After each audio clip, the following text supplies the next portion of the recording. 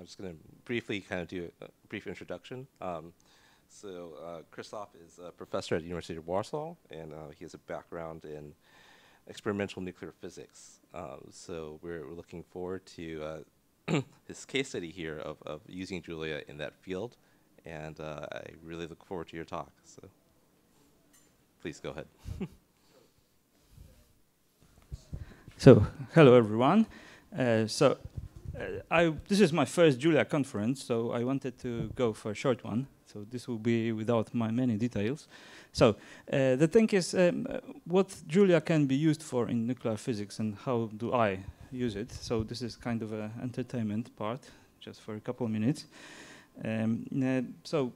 Nuclear physics is somehow specific, even from the say quantum mechanical point of view, because it's too small to be treated in a statistical way and too large to be solved exactly. So this is kind of an issue, and the same goes when you look at the size of the team, size of the data, and everything else. It's like kind of in the middle between large projects when you have many people working on, for example, data analysis, whole teams, groups, and very small projects when you don't have to, for example, take care that much about efficiency and things like that. So what we need, this is a list of what we need. We communicate on the really low level with some electronics. We need performance. We need some tools to analyze the data. Usually they are in forms of arrays, 1, 2, 3 dimensional, sometimes images, databases, and things like that. And typically the tools that are used now, and there are different languages used. So there is a C, C++, and root, which we'll hear about in the next talk will be about this one. And then people switch to Python for convenient data analysis, the exploratory data analysis and visualization, and a lot of really homegrown software with different quality is involved, unfortunately.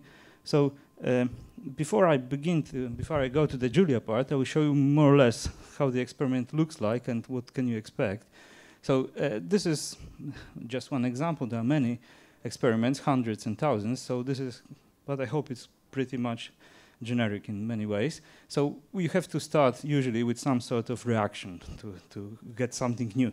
So this device here shown is a target chamber. This is in vacuum in reality, and you have an ion beam of oxygen 18. There's a small fraction of oxygen 18 in the air we breathe, but you can make a beam only out of this one, and you hit just a piece of gold. And what you expect to happen is that if the energy is big enough but not too large, these two things will melt together, form a new nucleus, and this nucleus then will go through some sort of decay. For example, it can split into two smaller nuclei and emit some radiation at this time. So to learn what happened, you have to measure all that radiation that is coming out of this system, and this you surround this with detectors. So there's this target chambers inside of this ball, and there are a lot of cables hanging around, a messy thing.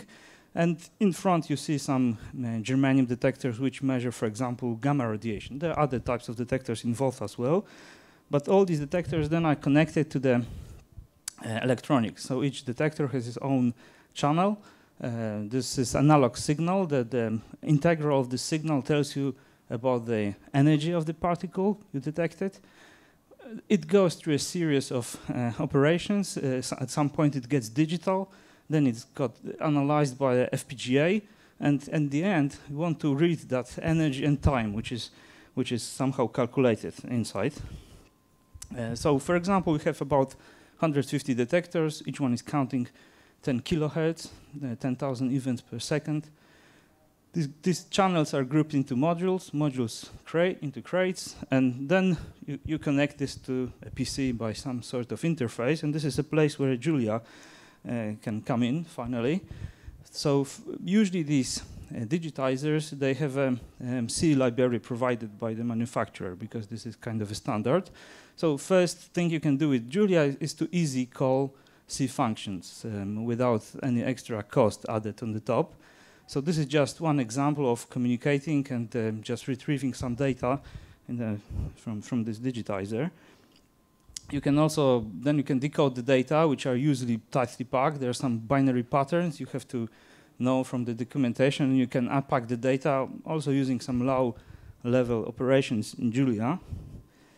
Next thing is to translate the whole thing into some physical meaning, and that involves translating the answer of these digitizers into physical units. So we usually work at the level of picoseconds, which is 10 to the minus 12. That's the kind of precision we expect.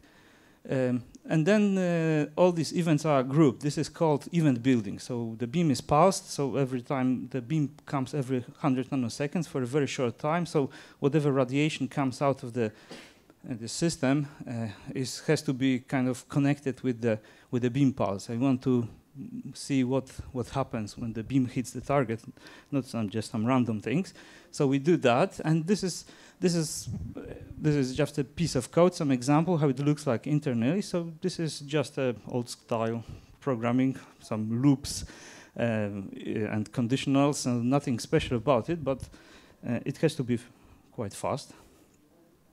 And finally, once you have these individual hits somehow connected to things that come together in reality, in physics, you can create histograms. And so these are usually 1 or 2 dimensional spectra, which will tell you that some sort of radiation was coming more often than the other type, or which radiation came in together with other energy. So we can study.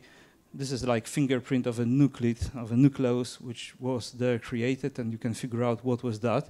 So for storing this spectra, the histograms, we use HDF5 files. So again, some examples of the code, some pieces. But also sometimes we go to so-called least mode data.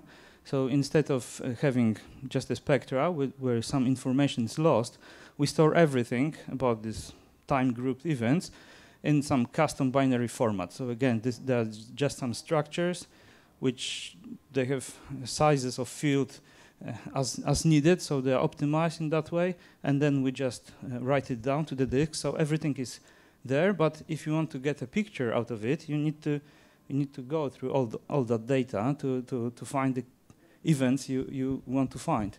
And in this case,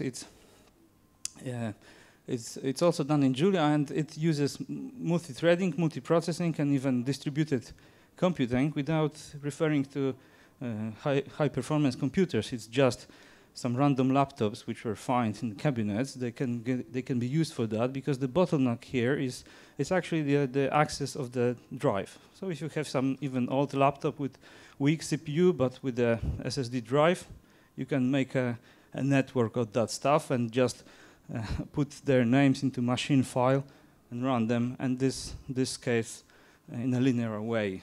The more you have, the faster it gets, because this is a very simple case when this multi-threading or multi-processing can be broken into really segments that do not talk with each other. So each one does its own operation, and you just get the results from each machine, each process.